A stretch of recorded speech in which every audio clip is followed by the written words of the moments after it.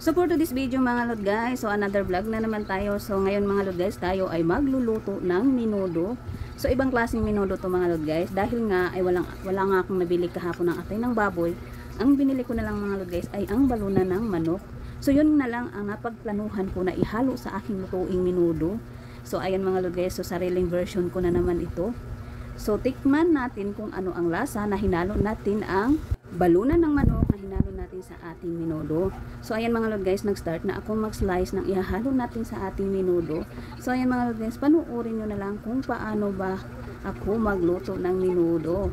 So ayan mga lord guys, kasi yan talaga ang request ng aking damuski. Gusto niya ang menudo na ulam. At dahil nga ay wala akong nabili kaninang atay ng baboy, so napag-isipan ko ay balunan na lang ng manok. So ayan mga guys, slice muna tayo habang marami pa tayong i-slice.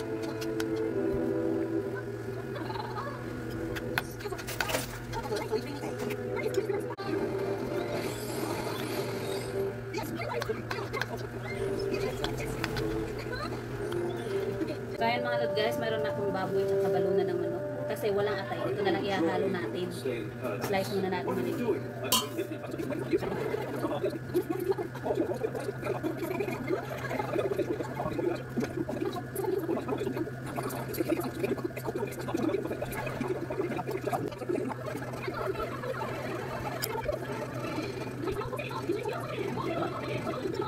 So ayan mga lod guys, ayan ang ating regalo at may kasama pa yung patatas.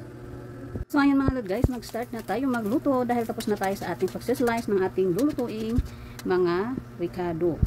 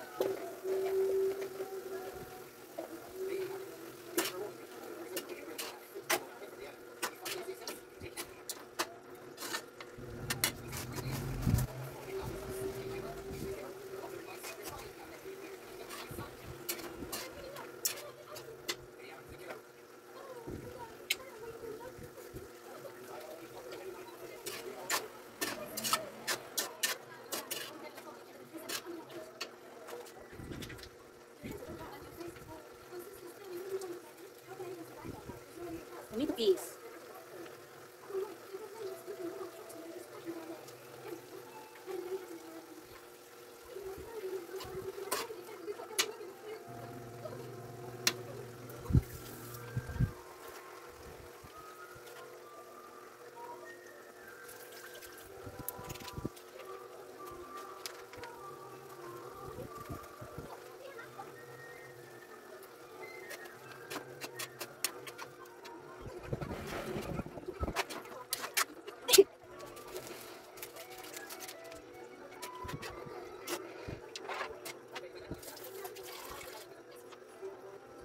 So ayan mga lod guys, kumukulo-kulo na ang ating ginawang menudo.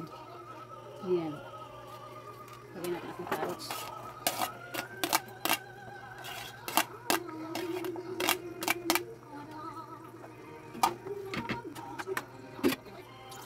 Ating tata.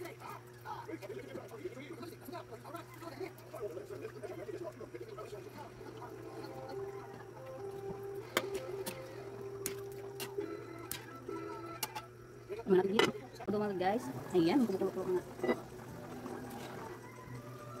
Luto na natin ang ating hotdog. Yung last na recipe.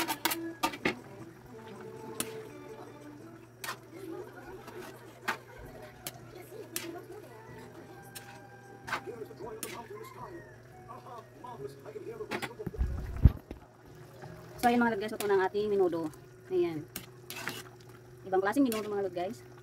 Ang sariling version. Natin kailangan ng ganun dito. Okay na yan siya mga lod guys. Ayan. So ayan mga lodges, tikman natin ang ating nilutong minudo na may balunan ng manok at baboy na hinalo. Everybody is complaining and they're waiting for you to come back to take their revenge. They will kill you and they'll kill your mother too. Sarap siya mga lodges. Sarap siya ihalo.